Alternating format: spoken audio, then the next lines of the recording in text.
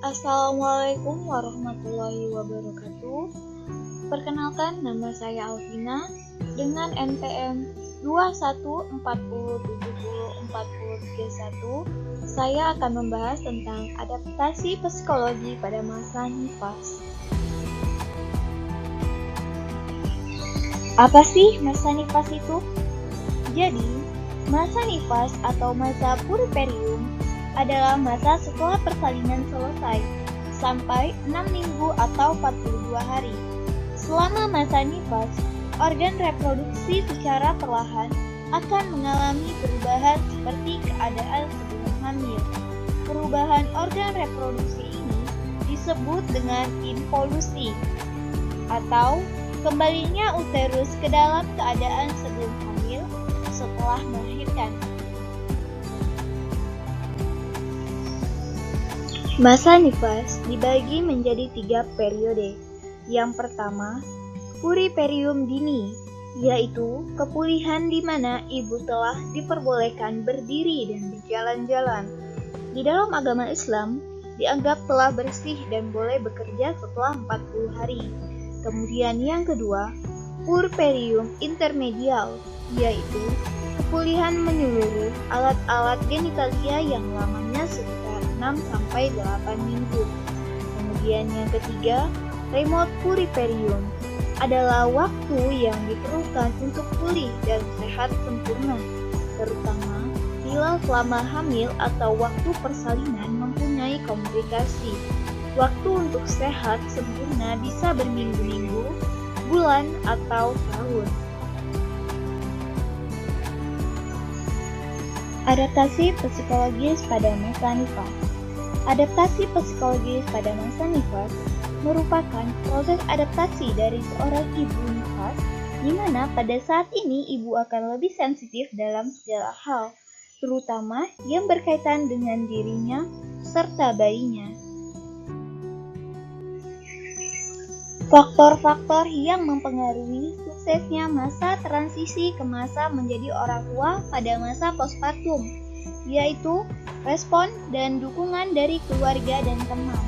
Bagi ibu postpartum, apalagi pada ibu yang baru pertama melahirkan, akan sangat membutuhkan dukungan orang-orang terdekatnya, karena ia belum sepenuhnya berada pada kondisi stabil, baik fisik maupun psikologisnya.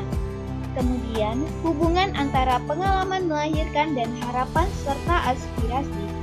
Hal yang dialami oleh ibu ketika melahirkan akan sangat mewarnai alam perasaannya terhadap perannya sebagai seorang ibu. Kemudian, pengalaman melahirkan dan membesarkan anak yang lain. Kemudian, pengaruh budaya. Pengaruh budaya merupakan pengaruh yang dianut oleh lingkungan dan keluarga, sedikit banyak akan mempengaruhi keberhasilan ibu dalam melewati saat transisi ini. Apalagi jika ada yang tidak sinkron antara arahan dari tenaga kesehatan dengan budaya yang dianut.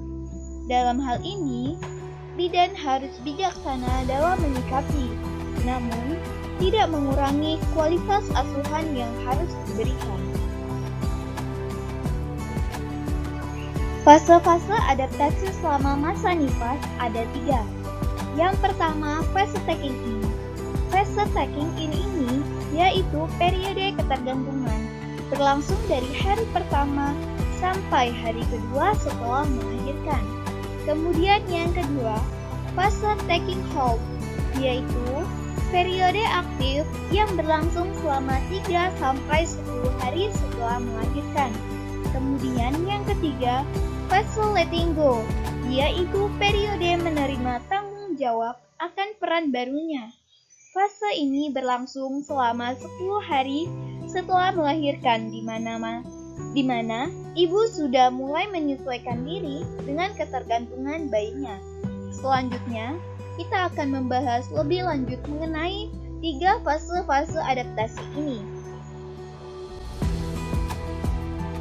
Yang pertama, fase taking in.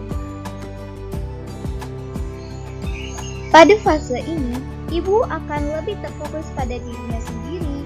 Ibu akan berulang-ulang kali menceritakan tentang proses persalinannya.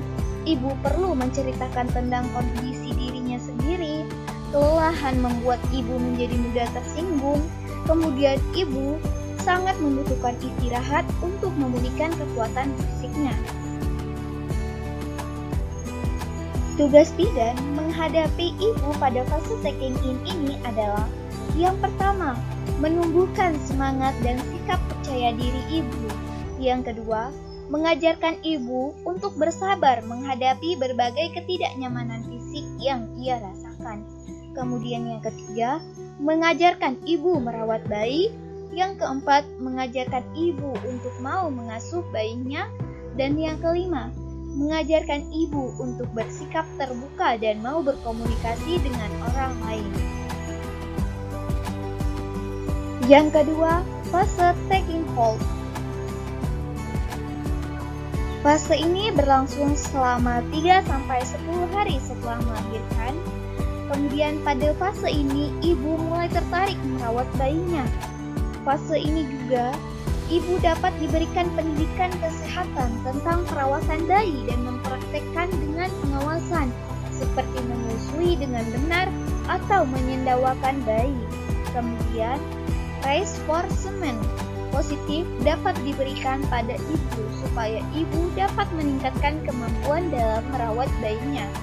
Jika ibu mendapatkan dukungan, maka ibu tidak merasakan khawatir akan ketidakmampuannya dalam merawat bayi. Kemudian, pada saat ini sangat dibutuhkan sistem pendukung, terutama bagi ibu muda atau primipara, karena pada fase ini sering terjadinya postpartum blues. Tugas bidan dalam menghadapi ibu pada fase taking hold. Yang pertama, mengajarkan ibu tentang cara perawatan bayi. Yang kedua, mengajarkan ibu tentang cara menyusui yang benar. Yang ketiga, mengajarkan ibu merawat luka jahitan. Yang keempat, mengajarkan ibu tentang gizi. Yang kelima, mengajarkan ibu untuk cukup istirahat. Dan yang keenam, mengajarkan ibu untuk menjaga kebersihan. Yang ketiga, fase letting go. Fase ini berlangsung 10 hari setelah melahirkan, di mana ibu sudah mulai menyesuaikan diri dengan ketergantungan bayinya. Kemudian, ibu mengambil tanggung jawab terhadap perawatan bayinya. Ibu lebih percaya diri dalam merawat bayinya, serta ibu memahami bahwa bayi butuh untuk disusui. Tugas bidan dalam menghadapi ibu pada fase letting go ini adalah: yang pertama, mengajarkan ibu untuk tetap cukup istirahat. Yang kedua, mempertahankan asupan gizi. Yang ketiga, mengajarkan tentang pentingnya kebersihan ibu. Yang keempat, mengajarkan tentang pentingnya dukungan keluarga. Yang kelima, memberikan perhatian dan kasih sayang. Dan yang keenam, menghibur ibu saat sedih atau menemani saat kesepian.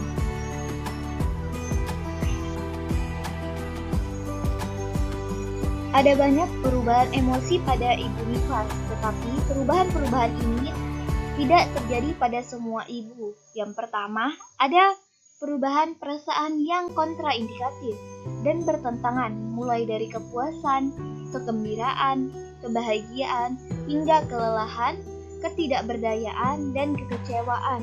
Karena minggu-minggu pertama seolah didominasi oleh hal yang baru dan asing yang tidak terduga.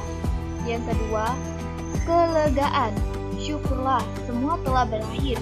Mungkin diungkapkan oleh sebagian besar ibu yang baru saja melahirkan. Kemudian yang ketiga, beberapa ibu mungkin merasakan kedekatan dengan pasangan dan bayinya, sehingga ibu bersemangat untuk melakukan kontak kulit ke kulit atau skin to skin kontak dengan segera menyusui. Yang keempat, perasaan tidak tertarik atau justru sangat perhatian terhadap bayinya. Yang kelima, takut terhadap hal yang tidak diketahui selama nifas dan terhadap tanggung jawab baru yang sangat berat dan mendadak. Yang keenam, kelelahan dan terjadinya peningkatan emosi. Yang ketujuh, ketidaknyamanan terhadap nyeri persalinan dan menyusui, misalnya nyeri perineum, nyeri puting susu, dan lain-lain. Yang kedelapan, pentingnya kerentanan, tidak mampu memutuskan, misalnya menyusui, rasa kehilangan libido, dan gangguan tidur, serta lain-lain. Kemudian, terjadinya postnatal blues atau postpartum blues. Perubahan psikologis pada masa postpartum.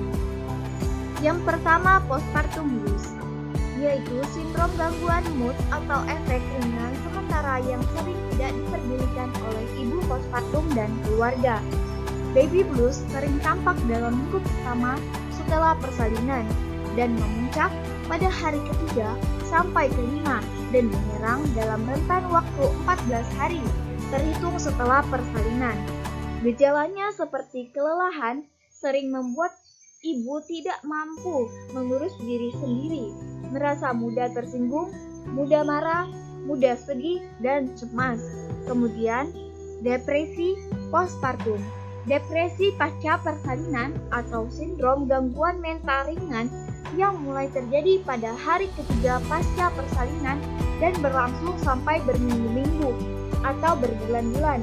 Gejala yang mungkin muncul akibat dari depresi postpartum ini adalah kebingungan, perubahan mood yang cepat, kemudian mudah marah, tidak nafsu makan, rasa putus asa dalam merawat bayi, murung, kehilangan minat hampir di semua aktivitas, penurunan berat badan yang signifikan, insomnia, kelelahan, perasaan tidak berharga, halusinasi, serta gangguan fungsi.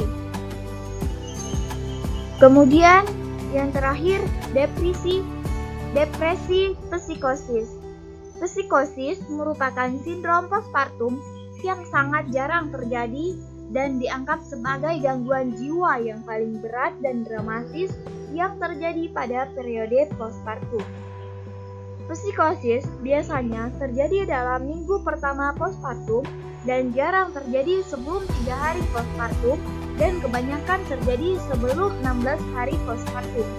Keadaan gejala sebagai berikut. Yang pertama, kegelisahan dan agitasi. Yang kedua, kebingungan dan konfusi. Yang ketiga, rasa curiga dan ketakutan. Yang keempat, insomnia. Dan yang kelima, suasana hati depresif yang mendalam. Itulah tadi pembahasan tentang adaptasi psikologis dalam masa nifas. Sekian dan terima kasih. Wassalamualaikum warahmatullahi wabarakatuh.